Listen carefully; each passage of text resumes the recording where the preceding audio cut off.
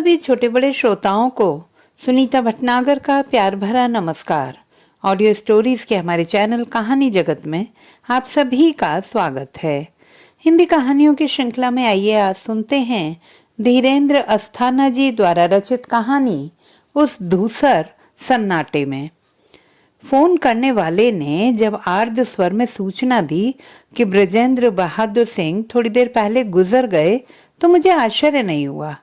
उनका मरना तो उसी रात तय हो गया था जब आसमान पर मटमैले बादल छाए हुए थे और सड़कों पर धूल भरी आंधी मचल रही थी।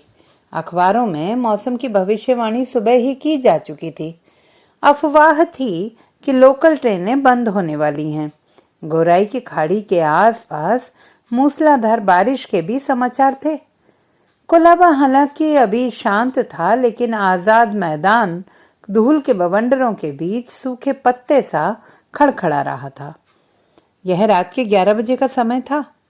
क्लब में उदासीनता और थकान एक साथ तारी हो चुकी थी। लास्ट ड्रिंक की घंटी 10:30 बजे बज गई थी नियमानुसार। हालांकि आज उसकी जरूरत ही नहीं थी। क्लब की चहल पहल के सामने ऐन उसकी छाती पर मौसम उस रात शायद पहली बार प्रेत बाधा सा बनकर अड़ गया था। इसलिए क्लब शुरू से ही वीरान और बेरौनक नजर आ रहा था। उस दिन बंबई के दफ्तर शाम से पहले ही सूने हो गए थे। हर कोई लोकल के बंद हो जाने से पहले ही अपने घर के भीतर पहुंचकर सुरक्षित हो जाने की हड़बड़ी में था। बाहरी बारिश और लोकल जाम यह बंबई वासियों की आदिम दहशत का सर्वाधिक असुरक्षित और भयाक्रांत कोना था, जिसमें एक पल भी ठहरना चाकुओं के बीच उतर जाने जैसा था। और ऐसे मौसम में भी ब्रजेंद्र बहादुर सिंह शाम 7 बजे ही क्लब चले गए थे। क्लब उनके जीवन में धमनियों की तरह था, सतत जागृत, सतत सक्रिय। क्लब के वेटर बताते थे कि ब्रजेंद्र बहादुर सिंह पश्चिम रेलवे के ट्रैक पर बने बंबई के सबसे अंतिम स्टेशन दहिसर में बने हुए अपने 2 कमरों वाले फ्लैट से निकलकर इतवार की शाम को भी आजाद मैदान के पास बने इस क्लब में चले आते थे। सो उस शाम भी विपरीत मौसम के बावजूद ब्रजेंद्र बहादुर सिंह क्लब में जिद की तरह मौजूद थे। करीब 11 बजे उन्होंने खिड़की का पर्दा सरकाकर आजाद मैदान के आसमान की तरफ ताका था। नहीं, उस ताकने में कोई दुश्चिंता नहीं छिपी थी। वह ताकना लगभग उसी तरह का था जैसे कोई काम ना होने पर हम अपनी उंगलियां चटकाने लगते हैं, लेकिन सुखी इस तरह हो जाते हैं जैसे बहुत देर से छूटा हुआ कोई काम निपटा लिया गया हो।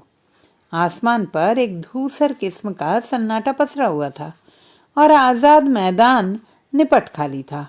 वर्षों से उजाड़ पड़ी किसी हवेली के अराजक और रहस्यमय कंपाउंड सा। विषाद जैसा कुछ ब्रजेंद्र बहादुर सिंह की आंखों में उतरा और उन्होंने हाथ में पकड़े गिलास से रम का एक छोटा सा घूंट भरा। फिर उसी गिलास में एक लार्ज पैग और डलवाकर टीवी के सामने बैठ गए, रात 11 के अंतिम समाचार सुनने के लिए। उन्हें 10:30 बजे के बाद भी शराब मिल जाती थी, चुपके चुपके। फिर आज तो क्लब वैसे भी उन्हीं से गुलजार था। 6 वेटर और ग्राहक 2, एक ब्रजेंद्र सिंह और दूसरा मैं दफ्तर में उनका सहयोगी था और उनके फ्लैट से एक स्टेशन पहले बोरीवली में किराए के एक कमरे में रहता था। उतरते वह भी बोरीवली में ही थे और वहां से ऑटो पकड़कर अपने फ्लैट तक चले जाते थे। मैं उनका दोस्त तो था ही, एक सुविधा भी था। सुबह 11 बजे से रात 11, 12 और कभी कभी 1 बजे तक उनके संग, साथ और निर्भरता की सुविधा। हाँ, निर्भरता भी, क्योंकि कभी कभी जब वह बांद्रा आने तक ही सो जाते थे तो मैं ही उन्हें बोरीवली में जगा कर दहिसर के ऑटो में बैठाया करता था। मेरे परिचितों में जहां बाकी लोग नशा चढ़ने पर गाली गलौज करने लगते थे या वेटरों से उलझ पड़ते थे, वहीं ब्रजेंद्र बहादुर सिंह चुपचाप सो जाते थे। कई बार वह क्लब में ही सो जाते थे और जगाने पर लास्ट फॉर द रोड बोलकर एक पैग और मंगाकर पी लेते थे। कई बार तो मैंने यह भी पाया था कि अगर वह लास्ट पैग मांगना भूलकर लड़खड़ाते से चल पड़ते थे तो क्लब के बाहरी गेट की सीढ़ियों पर कोई वेटर भूली हुई मोहब्बत सा प्रकट हो जाता था, हाथ में उनका लास्ट पैग लिए हुए। ऐसे क्षणों में बृजेंद्र सिंह भावुक हो जाते थे।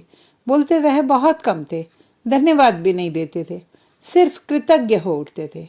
उनके प्रति वेटरों के इस लगाव को देखकर बहुत से लोग खफा रहते थे, लेकिन यह बहुत कम लोगों को पता था कि क्लब के हर वेटर के घर में उनके द्वारा दिया गया कोई न कोई उपहार अवश्य मौजूद था। बॉलपेन से लेकर कमीज तक और पैंट से लेकर घड़ी तक। नहीं, ब्रजेंद्र बहादुर सिंह रईस नहीं थे। जिस कंपनी में वह परचेज ऑफिसर थे, वहां उपहारों का आना मामूली बात थी। यही उपहार वह अपने शुभचिंतकों को बांट दिया करते थे। फिर वह शुभचिंतक चाहे क्लब का वेटर हो या उस बिल्डिंग का दरबान जिसमें उनका छोटा सा 2 कमरों वाला फ्लैट था। फिलीपींस में असेंबल हुई एक कीमती रिस्ट वॉच उस वक्त मेरी कलाई में भी दमक रही थी, जब ब्रजेंद्र बहादुर सिंह आजाद मैदान के आसमान में रंगे उस सन्नाटे से टकराकर टीवी के सामने आकर बैठ गए थे अंतिम समाचार सुनने। कुछ अर्सा पहले एक गिफ्ट मेकर उन्हें यह घड़ी दे गया था। जिस क्षण वह खूबसूरत रैपर को उतार कर उस घड़ी को उलट पुलट रहे थे, ठीक उसी क्षण मेरी नजर उनकी तरफ चली गई थी।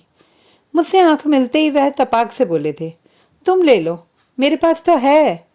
यह दया नहीं थी, यह उनकी आदत थी। उनका कहना था कि ऐसा करके वह अपने बचपन के बुरे दिनों से बदला लेते हैं। सिर्फ उपहार में प्राप्त वस्तुओं के माध्यम से ही नहीं, अपनी गाड़ी कमाई से अर्जित धन को भी वह इसी तरह नष्ट करते थे। एक सीमित बंदी तनख्वाह के बावजूद टैक्सी और ऑटो में चलने के पीछे भी उनका यही तर्क काम कर रहा होता था। सुनते हैं कि अपने बचपन में ब्रजेंद्र बहादुर सिंह अपने घर से अपने स्कूल की 7 किलोमीटर की दूरी पैदल नापा करते थे, क्योंकि तब उनके पास बस का किराया 2 आना भी नहीं होता था। टीवी के सामने बैठे ब्रजेंद्र बहादुर सिंह अपना लास्ट पैग ले रहे थे और मैं टॉयलेट गया हुआ था। लौटा तो क्लब का मरघटी सन्नाटा एक अविश्वसनीय शोरगुल और अचरज के बीच खड़ा कांप रहा था। पता चला कि ब्रजेंद्र बहादुर सिंह ने अपने सबसे चहेते वेटर हनीफ को चांटा मार दिया था। जिंदगी के निचले पायदानों पर लटके अटके हुए लोग, क्रांति की भाषा में उनके पास खोने के लिए कुछ नहीं था। अगर प्रतिक्रिया स्वरूप सारे वेटर एक हो जाएं और उस सुनसान रात में एक चांटा भी ब्रजेंद्र बहादुर सिंह को जड़ देना, तो उसकी आवाज पूरे शहर में कोलाहल की तरह गूंज सकती थी और मीमो बनकर ब्रजेंद्र बहादुर सिंह के बेदाग कैरियर में पैबंद की तरह चिपक सकती थी। ऐसा कैसे संभव है? मैं पूरी तरह बौराया हुआ था और अविश्वसनीय नजरों से उन्हें घूर रहा था। अब तक अपना चेहरा उन्होंने अपने दोनों हाथों में छुपा लिया था। क्या हुआ? मैंने उन्हें छुआ। यह मेरा एक सहमा हुआ सा प्रयत्न था, लेकिन वह उलझी हुई गांठ की तरह खुल गए। उस निर्जन और तूफानी रात के नशीले एकांत में मैंने देखा अपने जीवन का सबसे बड़ा चमत्कार। वह चमत्कार था या रहस्य, रहस्य था या दर्द, वह जो भी था इतना निष्पाप और इतना सघन था कि मेरे रोंगटे खड़े हो गए। ब्रजेंद्र बहादुर सिंह के अधेड़ और अनुभवी चेहरे पर 2 गोल पारदर्शी आंसू ठहरे हुए थे और उनकी गहरी भूरी आंखें इस तरह निस्संग थीं मानो आंसू लुढ़काकर निर्वाण पा चुकी हों। दोनों घुटनों पर अपने दोनों हाथों का बोझ डालकर वह उठ खड़े हुए। जेब से क्लब का सदस्यता कार्ड निकाला, उसके 4 टुकड़े कर हवा में उछाले और कहीं दूर किसी चट्टान से टकराकर शत विशत हो चुकी भर्राई आवाज में बोले, चलो अब हम यहाँ कभी नहीं आएंगे। लेकिन हुआ क्या? मैं उनके पीछे पीछे हैरान परेशान स्थिति में लगभग घिसटता सा क्लब की सीढ़ियों पर पहुंचा था। बाहर बारिश होने लगी थी। वह उसी बारिश में भीगते हुए स्थिर कदमों से क्लब का कंपाउंड पार कर मुख्य दरवाजे पर आ खड़े हुए थे। बाहर धूल के बवंडर नहीं, लगातार बरसती बारिश थी और ब्रजेंद्र सिंह उस बारिश में किसी प्रतिमा की तरह निर्विकार खड़े थे, निर्विकार और अविचलित। यह रात का 11:20 का समय था और सड़क पर एक भी टैक्सी उपलब्ध नहीं थी। मुख्य द्वार के कोने पर स्थित पान वाले की गुमटी भी बंद हो गई थी और बारिश धारासार हो चली थी। मुझे भी नहीं बताएंगे? मैंने उत्सुक लेकिन भर्राई आवाज में पूछा था। बारिश की सीधी मार से बचने के लिए मैंने अपने हाथ में पकड़ी प्लास्टिक की फाइल को सिर पर तान लिया था और उनकी बगल में आ गया था, जहां दुख का अंधेरा बहुत गाढ़ा और चिपचिपा हो चला था। वो साला हनीफ बोलता है कि सुदर्शन सक्सेना मर गया तो क्या हुआ? रोज कोई ना कोई मरता है। सुदर्शन कोई था। ब्रजेंद्र बहादुर सिंह अभी तक थरथरा रहे थे। उनकी आंखें भी बह रही थी। पता नहीं वे आंसू थे या बारिश। क्या? मैं लगभग चिल्लाया था शायद, क्योंकि ठीक उसी क्षण सड़क से गुजरती एक टैक्सी ने ची करके ब्रेक लगाए थे और पल भर को हमें देखकर आगे रपट गई थी। सुदर्शन मर गया? कब? मैंने उन्हें लगभग झंझोड़ दिया था। अभी अभी समाचारों में एक क्षण की खबर आई थी। प्रख्यात कहानीकार सुदर्शन सक्सेना का नई दिल्ली के सफदरजंग अस्पताल में लंबी बीमारी के बाद देहांत। ब्रजेंद्र बहादुर सिंह समाचार पढ़ने की तरह बुदबुदा रहे थे। तुम देखना, कल के किसी अखबार में यह खबर नहीं छपेगी। उनमें बलात्कार छप सकता है, मंत्री का जुकाम छप सकता है, किसी जोकर कवि के अभिनंदन समारोह का चित्र छप सकता है, लेकिन सुदर्शन सक्सेना का निधन नहीं छप सकता। छपेगा भी तो 3 लाइनों में, मानो सड़क पर पड़ा कोई भिखारी मर गया हो। ब्रजेंद्र बहादुर सिंह क्रमशः उत्तेजित होते जा रहे थे।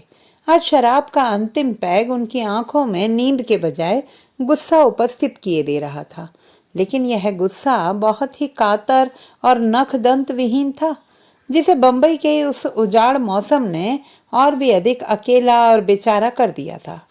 और वो हनीफ? सहसा उनकी आवाज बहुत आहत हो गई। तुम टॉयलेट में थे जब समाचार आया। हनीफ सोडा रखने आया था। तुम जानते ही हो कि मैंने कितना कुछ किया है हनीफ के लिए।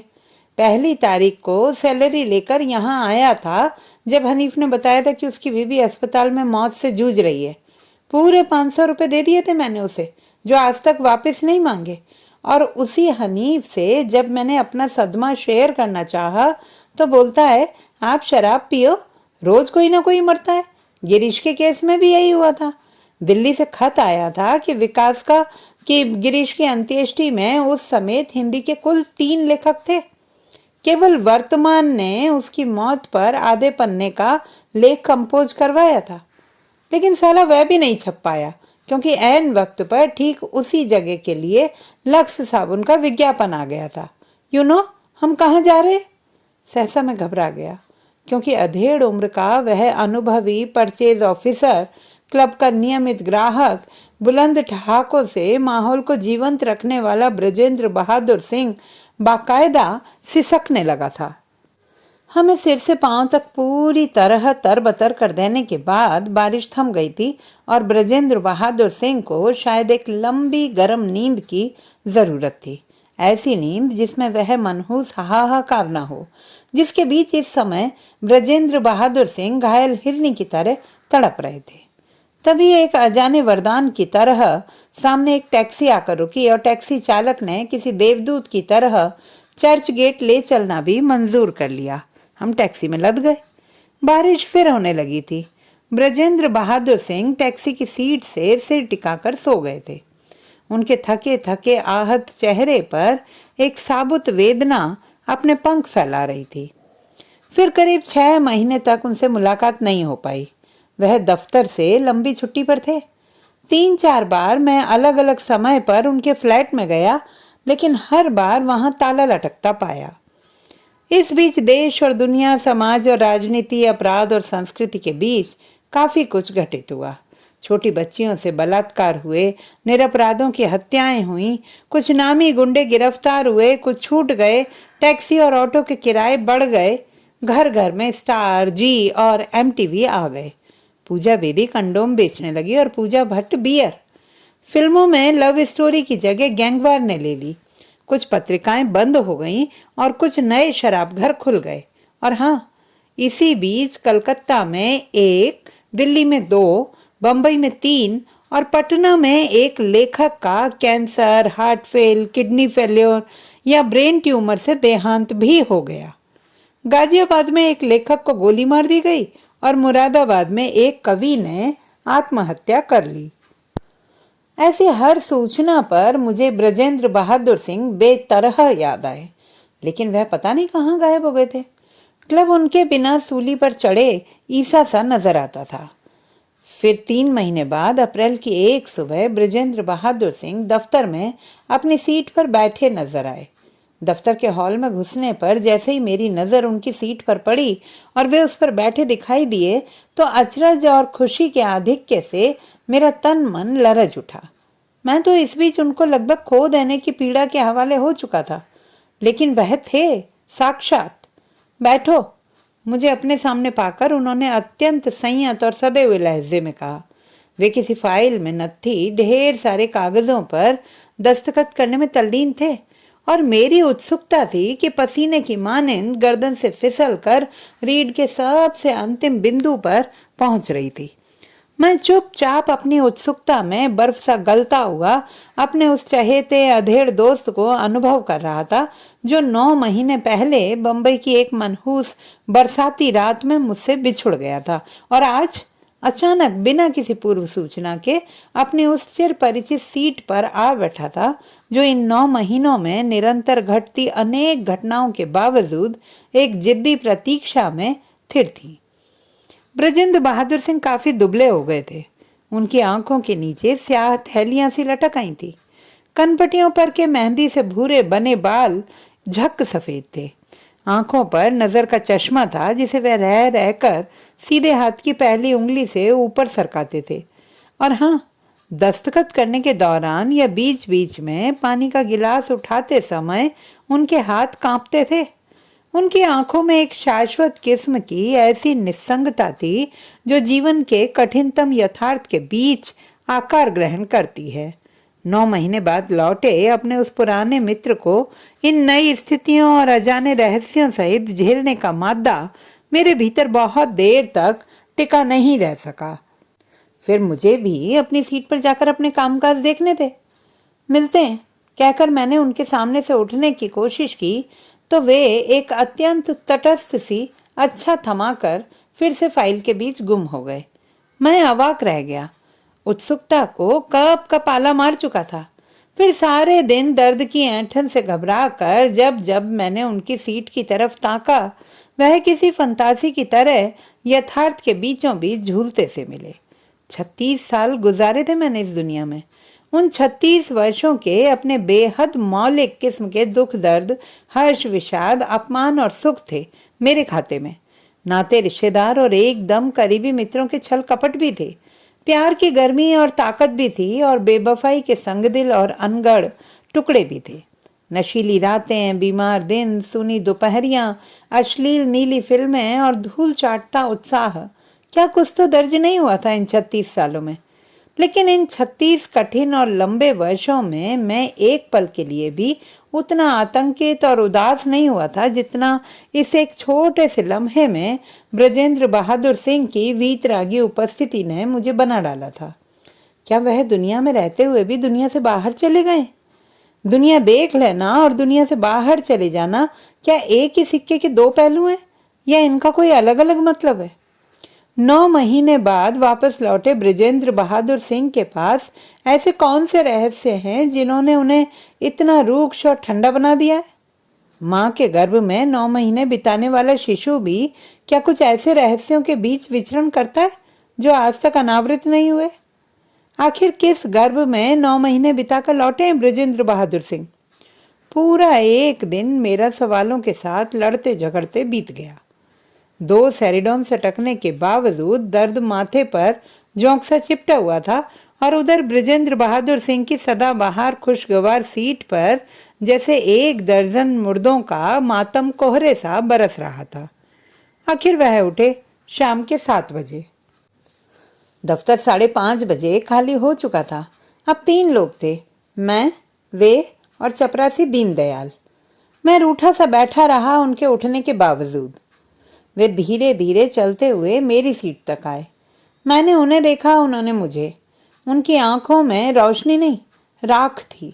मैं पल भर के लिए सिहर गया। उठो दोस्त, वे बोले। उनकी आवाज कई सदियों को पार कर आती सी लग रही थी। मैंने देखा वह ठीक से खड़े नहीं हो पा रहे थे। कभी दाएं झूल जाते थे, कभी बाएं, मानो किसी बांस पर कोई कुर्ता हवा में अकेला टंगा हो। बिना वार्तालाप का तीसरा पैग चल रहा था और मैं भावुकता के कगार पर आ पहुंचा था। हम उनके दहीसर वाले फ्लैट में थे। 9 महीने के स्पर्श और संवादहीन अंतराल के बाद कमरे में रोशन 3 मोमबत्तियों की लौ एक नंबर पर चलते पंखे की हल्की हल्की हवा के बीच पीलिया के मरीज सी कांप रही थी। फ्लैट में घुसते ही उन्होंने बता दिया था कि अब उन्हें अपनी रातें कम से कम रोशनी के बीच ही सुक्कर लगती हैं और पूरा अंधेरा तो उन्हें बुखार में बर्फ की पट्टी सा अनुभव होता है। चीजों, रहस्यों और सत्यों को अंधेरे में टटोल कर पाने का सुख ही कुछ और है। आखिर 1 घंटे की मुसलसल खामोशी के सामने मेरा धैर्य तड़क गया। शब्दों में तरलता उंडेलते हुए मैंने धीमे धीमे कहना शुरू किया, आपको मालूम है, आपके सबसे प्रिय नौजवान कवि ने कुछ समय पहले पंखे से लटक कर जान दे दी। हाँ, यह समाचार मैंने दार्जिलिंग में पढ़ा था। उन्होंने आहिस्ता से कहा और चुप हो गए। मैं चकित रह गया। यह वे बृजेंद्र बहादुर सिंह नहीं थे जिन्होंने 9 महीने पहले क्लब में अपने चहेते वेटर हनीफ को चांटा मार दिया था। और आपके बचपन के दोस्त हम प्याला हमने वाला शायर विलास देशमुख जी भी जाते रहे। एक सच्चे दुख के ताप के बीच खड़ा मैं पिघल रहा था। बहुत कारुणिक अंत हुआ उनका। घटिया से अस्पताल में बिना इलाज के मर गए। यहाँ की हिंदी और उर्दू अकादमियों ने कुछ नहीं किया। वे अंत समय तक यही तय नहीं कर पाई कि एक महाराष्ट्रियन व्यक्ति को उर्दू का शायर माना जाए या हिंदी का गजलगो। मैंने शुद्ध स्वर में उन्हें जानकारी देनी चाहिए।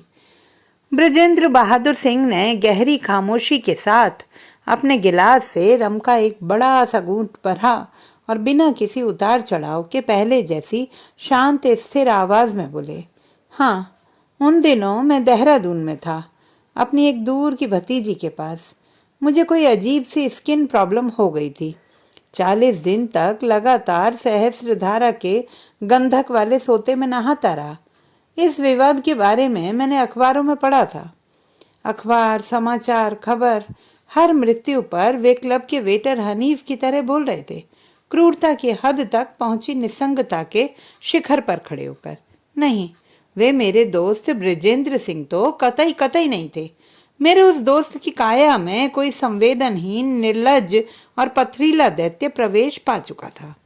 चौथा पैग खत्म करते करते मेरा जी उचट गया। एक क्षण भी वहां बैठना भारी पड़ने लगा था मुझे। मुंह का स्वाद कसैला हो गया था और शब्द मन के भीतर पारे की तरह थरथराने लगे थे। और फिर मैं उठा। लड़खड़ाते कदमों से बिजली के स्विच बोर्ड के पास जाकर मैंने सारे बटन दबा दिए। कमरा कई तरह के बल्बों और ट्यूबलाइट की मिली जुली रोशनी में नहाता हुआ विचित्र सी स्थिति में तन गया। साथ ही तन गई अब तक किसी संत की तरह बैठे बृजेंद्र सिंह के माथे की नसें। Of, light of! वे दहाड़ पड़े। यह दहाड़ इतनी भयंकर थी कि डर के मारे मैंने फौरन ही कमरे को फिर अंधेरे के हवाले कर दिया। सर, बृजेंद्र बहादुर सिंह, आप तो ऐसे नहीं थे, मैंने आहत होकर कहा था और स्विच बोर्ड वाली दीवार से टिक कर जमीन पर पसर गया था। जीवन की उस करुणा को कहाँ फेंक आए आप जो... यंग मैन! मोमबत्तियों के उस अपाहिज उजाले में बृजेंद्र बहादुर सिंह का भर्राया और गीला स्वर गूंजा। किस करुणा की बात कर रहे हो तुम? करुणा की जरूरत किसे है आज? 9 महीने इस शहर में नहीं था मैं। क्या मेरे बिना इस दुनिया का काम नहीं चला? वो तो ठीक है सर, अब तक मेरा स्वर भी आर्द्र हो चुका था। कुछ ठीक नहीं है यंग मैन, उनकी थकी थकी आवाज उभरी। तुम जानते हो कि मेरा अपना कोई परिवार नहीं है। क्लब में घटी उस घटना के बाद मैं अपनी सारी जमा पूंजी लेकर यात्रा पर निकल गया था, इस उम्मीद में कि शायद कहीं कोई उम्मीद नजर आए। लेकिन गलत, एकदम गलत। मेरे प्यारे नौजवान दोस्त, संवेदनशील लोगों की जरूरत किसी को नहीं है और कहीं नहीं है। मुझे समझ में आ गया है कि उस रात हनीफ ने कितने बड़े सच को मेरे सामने खड़ा किया था। रोज कोई ना कोई मरता है, क्या फर्क पड़ता है? कि किसी कवि ने आत्महत्या की या कोई कारीगर रेल से कटा। कवि का मरना अब कोई घटना नहीं है, वह भी सिर्फ एक खबर है।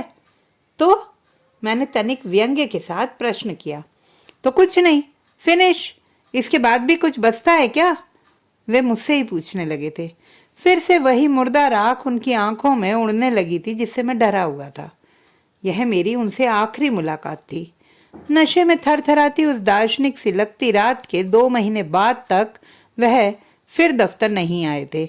कुछ व्यस्तता के कारण और कुछ उनको बर्दाश्त न कर पाने की कमजोरी के कारण मैं स्वयं भी उनकी तरफ नहीं जा सका था। और अब यह सूचना कि बृजेंद्र बहादुर सिंह चल बसे, मैंने बताया ना, मुझे आश्चर्य नहीं हुआ, क्योंकि उनका मरना तो उसी रात तय हो गया था जब आजाद मैदान के आसमान पर वह धूसर सन्नाटा पसरा हुआ था। जिस रात उन्होंने क्लब के वेटर हनीफ के गाल पर चांटा मारा था, उसी रात जब रात के अंतिम समाचारों की अंतिम पंक्ति में दूरदर्शन वालों ने सुदर्शन सक्सेना के देहांत की खबर दी थी और सर बृजेंद्र बहादुर सिंह निपट अकेले थे। नहीं, सर बृजेंद्र बहादुर सिंह लेखक या कवि या कलाकार नहीं थे। वह तो एक व्यावसायिक कंपनी में परचेज ऑफिसर थे। लेकिन उनका दुर्भाग्य कि वह उन किताबों के साथ बड़े हुए थे जिनकी अब इस दुनिया में कोई ज़रूरत नहीं रही। तो दोस्तों, ये थी हमारी आज की कहानी। आपको कैसी लगी कमेंट बॉक्स में लिखना ना भूलें। चैनल को सब्सक्राइब करें, लाइक करें और मित्रों के साथ शेयर करें।